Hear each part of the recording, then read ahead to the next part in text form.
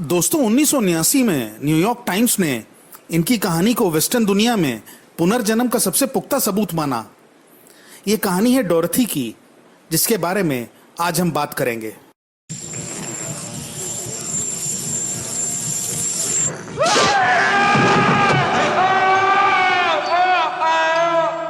सोलह जनवरी 1904 को Dorothy Louis AD का जन्म लंदन में एक आयरिश परिवार में हुआ था।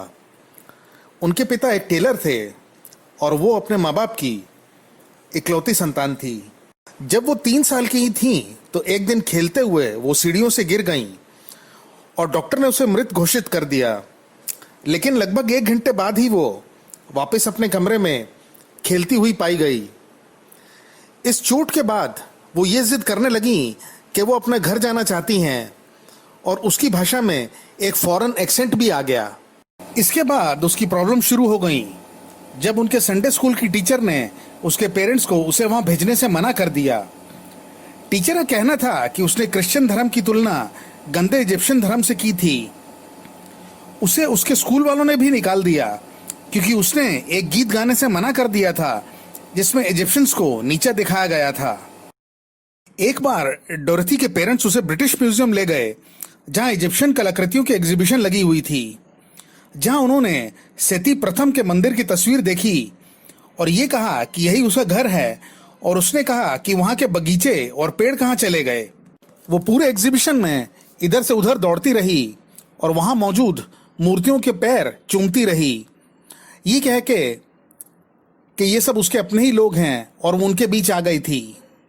इसके बाद डोरथी को जब भी मौका मिलता वो ब्रिटिश म्यूजियम जाती, और ऐसे ही एक दिन उसकी मुलाकात E.A. वॉलिस बच से हो गई, जो उनका उत्साह देख के हैरान थे और उन्होंने उसे इजिप्शियन लिपि सीखने की सलाह दी।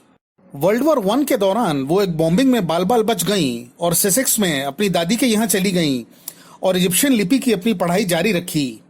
जब वो 15 साल की हुई तो उन्हें सेती प्रथम की मम्मी रात को सपने में आने लगी, और इसके साथ ही उसने रात को चलना भी शुरू कर दिया, और इस वजह से उसे कई बार पागल खाने भेजना पड़ा।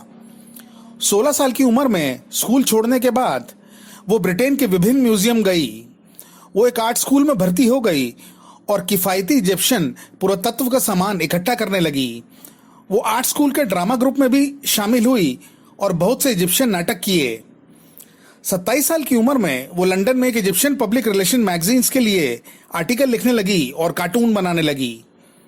इसी दौरान उसकी मुलाकात इमाम अब्दुल मेगुद से हुई, जिससे उनकी शादी हो गई। शादी के बाद वो अपने पति के घर इजिप्ट चली आई।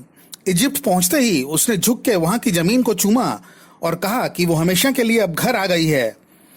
उनका एक लड़का हुआ और उसका नाम रखा गया सेटी, और लोग डोरथी को प्यार से ओम सेटी बुलाने लगे, जिसका अर्थ था सेटी की माँ। इसके साथ ही उनके वैवाहिक जीवन में प्रॉब्लम्स आने लग गईं। वजह थी उसका रातों को जाग जाना और बेहोशी सी की हालत में कागज पे कुछ लिखते रहना। ओम सेटी के हिसाब से ये उसे एक आत्मा होरा द्वारा डिक्टेट किया जाता था, और ये उसके पिछले जीवन की कहानी थी। ये सिलसिला लगभग 1 साल तक चलता रहा और उस दौरान उसने 70 पेज लिख दिए थे। उसके हिसाब से उसका पिछले जन्म में बेंटरशिट नाम था, जिसकी माँ एक सब्जी बेचने वाली थी और पिता एक सैनिक थे। ये समय था जब इजिप्ट पे सेती प्रथम, जो रैमसीस द्वितीय के लड़के थे, का राज्य था। जब बेंटरशिट 3 साल की थी तो उसकी माँ की मौत हो गई और उसे कौम अल सुल्तान नामक एक मंदिर में दान दे दिया गया, जहां उसे एक पुजारी की तरह बड़ा किया गया। जब वो 12 साल की थी तो मेन पुजारी ने उससे पूछा कि वो दुनिया में जाकर रहना चाहती है या मंदिर में एक पूज्य नारी बनकर रहना चाहती है। उसने दूसरे विकल्प को चुना और मंदिर में रहना जारी रखा। एक दिन सेती प्रथम उस मंदिर में आया और दोनों की आंखें लड़ गईं। बात आगे बढ़ी और बेंटरशिट प्रेग्नेंट हो गई।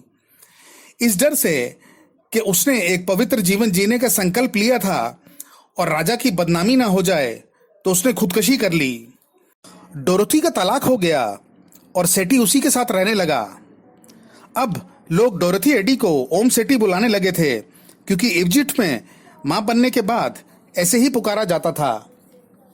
अगले काफी साल तक ओम सेठी इजिप्ट के डिपार्टमेंट ऑफ एंटिक्विटीज में ड्राफ्ट्सवुमन का काम करती रहीं और अपनी इंग्लिश और इजिप्शियन नॉलेज की वजह से बहुत मशहूर हो गईं।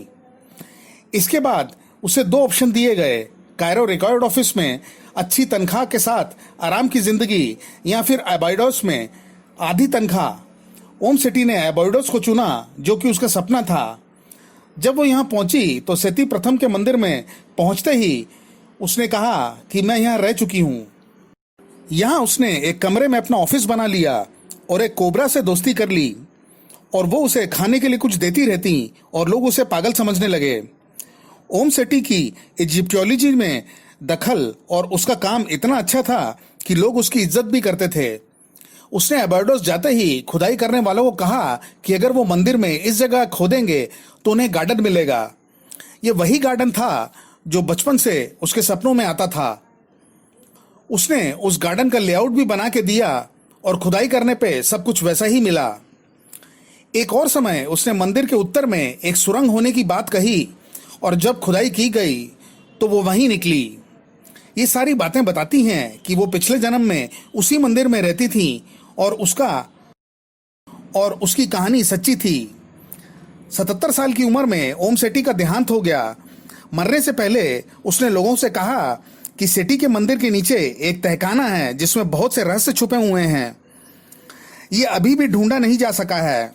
लोगों ने ओम सेठी को झुठलाने की कई बार कोशिश की, लेकिन उनका इजिप्ट के बारे में अथाह ज्ञान और जिस समय वो कहती हैं कि वो जिंदा थी लगभग 3000 साल पहले, उस काल की वो सारी की सारी बातें कैसे जानती हैं। एक बार एक सरकारी अधिकारी ने रात के समय सिर्फ मशाल जलाकर ओम सेठी को उन लोगों को गाइड करने को कहा और वो बिना कोई गलत मोड़ लिए उन्हें वहां ले जाती रहीं जहां जहां वो जाना चाह रहे थे। ओम सेठी की कहानी सही है या नहीं इसका तो नहीं पता, लेकिन ये पक्का है कि उन्हें इजिप्ट के बारे में बहुत कुछ पता था जो ऐसे संभव नहीं है और आज तक उनके दावों को कभी झुटलाया नहीं जा सका। जो कोई भी उनसे मिला वो उनकी तारीफ करते नहीं थका, जिसमें कार्ल सेगन भी शामिल हैं। तो दोस्तों, आप लोगों की इस बारे में क्या राय है, कमेंट करके जरूर बताएं। धन्यवाद। तो दोस्तों, ये था आज का हमारा वीडियो। आशा करते हैं आपको ये वीडियो पसंद आया होगा। अगर हाँ तो प्लीज इस वीडियो को लाइक करें और इसे अपने फैमिली और फ्रेंड्स के साथ शेयर करें। और अगर आप हमारे चैनल पे पहली बार आए हैं तो चैनल को सब्सक्राइब जरूर करें और साथ ही साथ बेल आइकन को भी दबाना ना भूलें ताकि आपको हमारे अगले वीडियोस का नोटिफिकेशन मिल सके। तो चलिए, आज के लिए बस इतना ही। मिलते हैं अगले वीडियो में कुछ इंटरेस्टिंग फैक्ट्स के साथ। नमस्कार।